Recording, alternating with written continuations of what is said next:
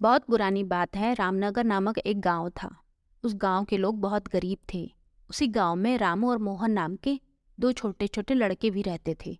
रामू और मोहन बहुत ही अच्छे दोस्त थे। वे हमेशा एक साथ खेलते थे, स्कूल में साथ जाते थे और एक दूसरे की हमेशा मदद करते थे।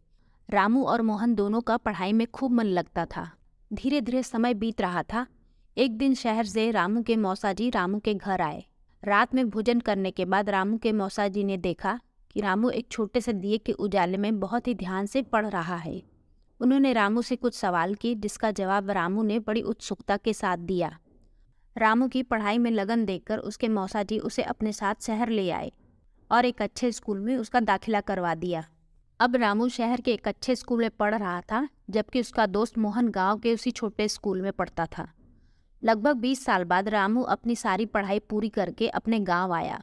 अब रामू गांव का गरीब लड़का ना होकर एक डॉक्टर बन गया था। घर आते ही रामू दौड़कर अपने दोस्त मोहन से मिलने गया। उसके घर पहुंचते ही रामू बहुत दुखी हुआ और अपने दोस्त मोहन को गले लगाकर रोने लगा। मोहन की दशा बहुत बुरी हो चुकी थी।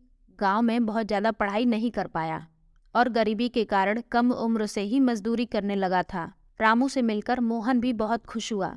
रामू अब डॉक्टर बन चुका था। अगर वह चाहता तो शहर जाकर खूब पैसा कमाता, मगर उसने ऐसा नहीं किया।